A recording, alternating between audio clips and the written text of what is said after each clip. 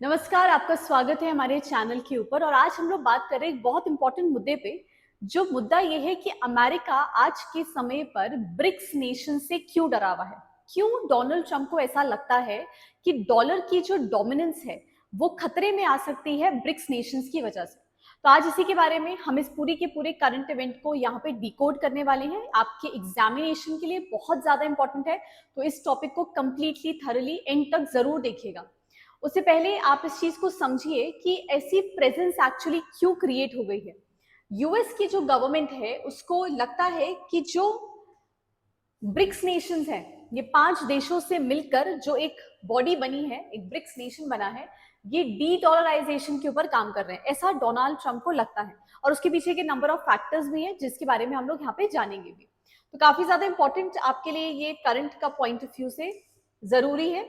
उससे पहले आपके लिए एक बहुत असेंशियल इंपॉर्टेंट अनाउंसमेंट है कि अगर आप यूपीएससी के एस्पिरेंट हैं और अगर आप 2026 या 2027 के एग्जामिनेशन के लिए प्रिपरेशन कर रहे हैं, so this is a golden opportunity. You can join are upcoming batches जो हम लोग रेडियंस में लेकर आ रहे हैं। ये बैच स्पेसिफिकली उन स्टूडेंट्स के लिए जो 26 के लिए या फिर 27 के एग्जामिनेशन को टारगेट कर रहे हैं, उनके लिए डेडिकेटेडली बैच बनाए गए हैं। इस बैच की स्पेसिफिकेशंस की हम लोग बात करें, हर एक स्टूडेंट को यहाँ पे एक कॉम्प्रिहेंसिव मैनर में जो प्रीलिम्स, मेंस और इंटरव्यू की प्रिपरेशन है उसके बारे में कंप्लीट डिटेल तरीके से समझाया जाएगा, उसे पढ़ाया जाएगा। फुल कोर्स जो है वो 18 मंथ्स के आसपास का है, जिसपे कंप्लीट कोर्स कंप्लीशन भी होगा और साथ साथ रिविजन मॉड्यूल भी इंक्लूडेड होंगे। पैरेलली यहाँ पर जो क्लासेस हैं वो ऑफलाइन और ऑनलाइन मोड दोनों में अवेलेबल है। तो अगर आप देहरादून सेंटर पे हैं तो आप देहरादून में आकर रेडियंस के सेंटर पे ऑफलाइन क्लासेस अटेंड कर सकते हैं, और अगर आप ऑनलाइन ज्वाइन करना चाहते हैं तो अपनी घर की कन्वीनियंस से ऑनलाइन सेशंस भी ले सकते हैं। साथ ही साथ हर एक स्टूडेंट को यहाँ पे 1-on-1 फ्री मेंटरशिप प्रोग्राम जो है वो भी प्रोवाइड करवाया जाता है, जिससे आप अपनी प्रिपरेशन को एक टारगेटेड अप्रोच में वन स्केल के अंदर इस एग्जाम को क्रैक कर सके। बाकी डिटेल्स के लिए आप हमारे डिस्क्रिप्शन में दिए हुए नंबर से कॉन्टैक्ट कर सकते हैं, टीम के साथ कनेक्ट कर सकते हैं, यहाँ से सारी डिटेल्स आपको मिल जाएंगी। तो अपने इस टॉपिक की तरफ बढ़ते हैं। जो करंट इवेंट आज का हम लोग डिकोड करने वाले हैं वो क्या है कि यूएस इस समय इतना अलार्म्ड क्यों है, इतना परेशान क्यों है। क्यों डोनाल्ड ट्रंप, जो प्रेसिडेंट ट्रंप है, उनका कंसर्न है कि जो ब्रिक्स नेशन है, ब्रिक्स बेसिकली 5 तरीके की बॉडी से मिलकर बना है, 5 नेशन से मिलकर बना है, that is Brazil, Russia, India, China and south Africa. उनकी इकोनॉमिक डोमिनेंस से कहीं ना कहीं इस समय यूएस थ्रेटेंड है। और ट्रंप ने तो यहाँ तक ये बात भी कह दी है कि हम लोग यहाँ पे 10% तक का टैरिफ जो है वो इन नेशंस के ऊपर इम्पोज करेंगे अगर वो ब्रिक्स की पॉलिसीज को प्रमोट करते हैं। तो वो देश जो ब्रिक्स का सपोर्ट करते हैं, वो देश जो ब्रिक्स की पॉलिसीज को सपोर्ट कर रहे हैं, उनको हम लोग 10% टैरिफ भी चार्ज कर सकते हैं, और ये बढ़ सकता है 150% तक भी। तो ब्रिक्स यूएस डॉलर की सुप्रीमेसी को वीकन करना चाहते हैं, इसलिए ट्रंप को लगता है कि ये हमारे खतरे की बात है। इसलिए वो ब्रिक्स को क्या कहते हैं, it is a direct economic challenge to the West. साथ ही साथ ब्रिक्स आप जैसे जानते हैं, जैसा भी आपने देखा, ये 5 नेशंस का कॉन्ग्लोमरेशन, एक स्ट्रैटेजिक अलायंस है, और बनाने के पीछे का एक पर्पस है, क्योंकि वेस्टर्न नेशंस का जो इन्फ्लुएंस है इंटरनेशनल मॉनेटरी फंड आईएमएफ पे और वर्ल्ड बैंक पे, उसको काउंटर करने के लिए ब्रिक्स ने यहाँ पर अपने खुद के एक बैंक का डेवलपमेंट किया, जिसको कहते हैं न्यू डेवलपमेंट बैंक। अगर हम लोग यहाँ पर इन इमर्जिंग इकोनॉमीज, जो ब्रिक्स नेशन में इकोनॉमीज है, उनकी बात करें, तो यहाँ पर आप देखेंगे कि जो परचेजिंग पावर पैरिटी है जीडीपी अकॉर्डिंग, वो ब्रिक्स और G7 नेशन की आज के समय में कंट्रास्टिंग डिफरेंस हमें शो करती है। जो 1995 में G7 नेशन थे, जिनकी पीपीपी जीडीपी 17 ट्रिलियन डॉलर्स तक की थी, वो 2025 तक आते आते 57 ट्रिलियन डॉलर्स की हुई। लेकिन उसी के कंट्रास्ट में अगर हम लोग ब्रिक्स नेशन को देखें तो 1995 में इनकी पीपीपी जीडीपी 10 ट्रिलियन डॉलर की थी, जो बाद में चलकर 72 ट्रिलियन डॉलर तक पहुंच गई। और उसके पीछे का एक बहुत बड़ा कारण है, क्योंकि यहाँ पे वर्ल्ड की 2 सबसे पॉपुलस कंट्री डिसाइड करती हैं, India and China. 40% demographic profile, 40% global population इसी पूरे 5 देशों के अंदर लाई करती है। साथ ही साथ जो रेयर अर्थ मटेरियल्स हैं वर्ल्ड के, वो 80% इसी रीजन में लाई करते हैं।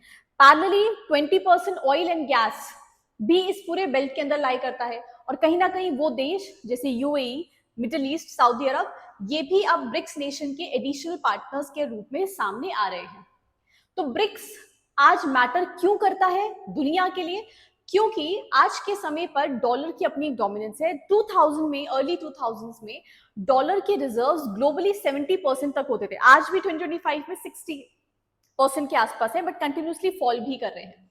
तो ब्रिक्स प्रपोज कर रहा है कि हम लोग एक कॉमन करेंसी को फॉर्म करेंगे जो यहाँ पे टैंजिबल एसेट्स के थ्रू बैक्ड होगी। बट एक बात हमें ध्यान रखनी है कि चाइना यहाँ पे ब्रिक्स के अंदर है, तो ये कहना कि एक कॉमन करेंसी को फॉर्म करा जाएगा, this is a long dream, this is a step which is going to be a long ahead.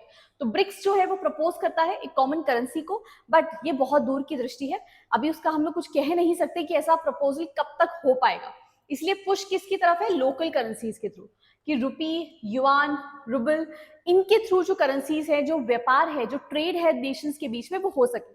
अब थोड़ा इसको हम लोग समझते हैं फर्दर अगर, तो यहां पर आप देखेंगे कि एक ऑल्टरनेटिव फाइनेंशियल सिस्टम को बिल्ड करने की कोशिश करी जा रही है। जब भी कोई एक इंडिविजुअल इंडिया से वेस्ट के साथ ट्रेड करता है तो उसको एक स्विफ्ट अकाउंट के थ्रू ही ट्रेड करना पड़ता है, जहां पे इंडियन करेंसी को डॉलर में कन्वर्ट करके फिर वो फर्दर ट्रांजैक्शन हो पाती है, जिसमें ब्लॉकचेन टेक्नोलॉजी का इस्तेमाल किया जाता है और इंडियन करेंसी को डिजिटल करेंसी में ट्रांजैक्ट किया जाता है। लेकिन अगर यहाँ पे डायरेक्ट ट्रांजैक्शन करनी है, मान लीजिए कि ऑयल परचेज करना है, तो रुपी डायरेक्टली हमें भेजा जाएगा और उसके लिए एक अपना खुद का पोर्टल बनाया जाएगा जिसको कहा जाएगा द ब्रिक्स ब्रिज, एक प्लेटफॉर्म क्रिएट करा जाएगा। तो अभी कहीं ना कहीं इंडिया और इंडिया जैसे बहुत से देश हैं जो इंटरनेशनल ट्रांजैक्शंस के लिए स्विफ्ट प्लेटफॉर्म पे डिपेंडेंट है, बट ब्रिक्स नेशन चाहते हैं कि वो अपना खुद का एक प्लेटफॉर्म क्रिएट करे जिसे कहा जा रहा है ब्रिक्स ब्रिज, जिसमें लोकल करेंसी के अंदर कंट्रीज के साथ ट्रेड जो है वो करा जा सके। इसीलिए यहाँ पे यूएस थोड़ा परेशान है और उसे लगता है कि उसकी डोमिनेंस, उसकी प्रेजेंस काफी हद तक कम हो जाएगी। ऐसी एक स्टोरी जो है वो बोलीविया के साथ भी है। 90s के अंदर बोलीविया की स्थिति बहुत ज्यादा खराब थी, उसे लोन की बहुत ज्यादा रिक्वायरमेंट थी और उस समय वर्ल्ड बैंक ने बहुत सारी कंडीशंस उसके पास रखी थी कि सबसे पहले गवर्नमेंट को अपनी सब्सिडीज को कम करना पड़ेगा। वेल एंड गुड, बहुत अच्छी बात है, उसमें कोई प्रॉब्लम नहीं है। कंडीशन इंप्रूव करनी है तो सब्सिडीज तो कम करनी ही पड़ेगी। इकोनॉमी को ओपन करना पड़ेगा, डेफिनेटली ओपन करेंगे तो ग्लोबलाइज होगी। लेकिन यहाँ पे जो थर्ड कंडीशन थी वो थी कि वाटर को उन्हें प्राइवेटाइज करना पड़ेगा, मतलब आपकी इनकम का बहुत बड़ा हिस्सा जो है, जो आप कमाएंगे, वो आपको पानी को खरीदने में लगाना पड़ेगा। तो यहाँ पे जो ये थर्ड रूलिंग इन लोग लेकर आए, उसकी वजह से यूएस की एक फर्म थी जिसका नाम था बेक्टेल, जिनको यहाँ पर वाटर सिस्टम का कॉन्ट्रैक्ट जो है वो मिल गया और जिसकी वजह से वहां पे वाटर सप्लाई कंप्लीटली प्राइवेटाइज हो गई। इनफैक्ट अगर रेन वाटर हार्वेस्टिंग के थ्रू भी लोग अपने घरों में बारिश के पानी को इकट्ठा करते थे तो उसको भी इलीगल कंसिडर किया जाता था। तो इस तरीके से यहाँ पे जो सर्वाइवल भी था उसको भी मॉनिटाइज कर दिया गया। सो ब्रिक्स इसी चीज को काउंटर करने के लिए एक एनडीबी बैंक का फॉर्मेशन करता है, जो आज के समय तक भी $30 बिलियन तक के लोन्स को ऑलरेडी डिस्ट्रीब्यूट कर चुका है। लोकल करेंसी लेंडिंग करता है, डॉलर के ऊपर अपनी रिलायंस को रिड्यूस करता है और सस्टेनेबल इंफ्रास्ट्रक्चर के ऊपर मेजरली यहाँ पे काम करता है।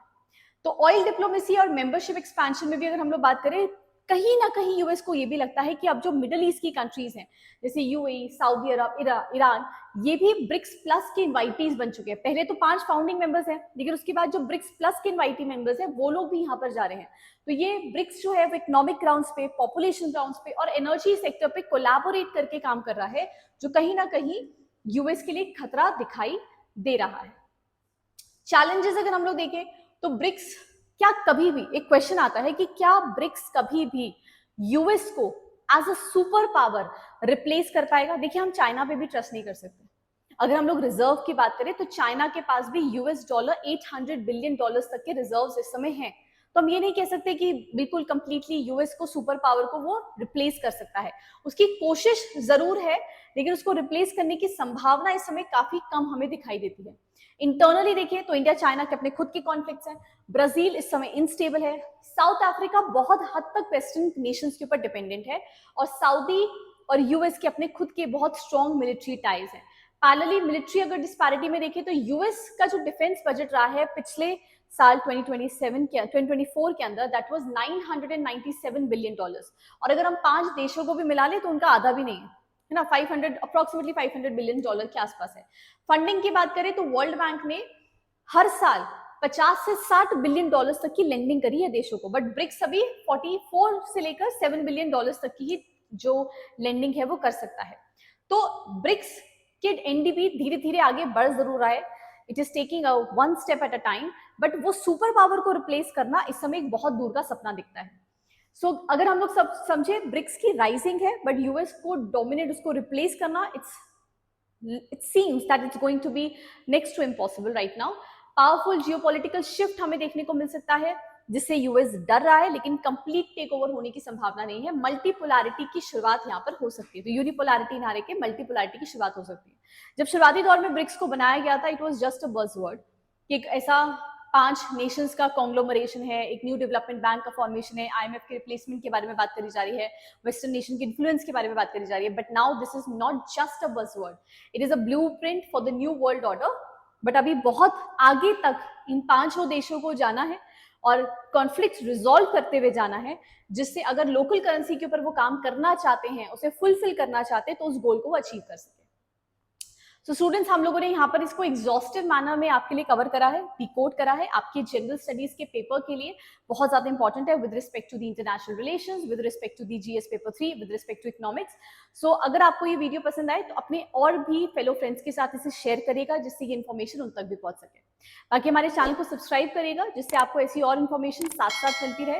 एंड कमेंट्स में हमें जरूर बताइएगा कि आपके लिए जो इन्फॉर्मेशन हम लेकर आ रहे हैं, आपको वो इन्फॉर्मेशन कितनी वैल्यूएबल इसमें लग रही है.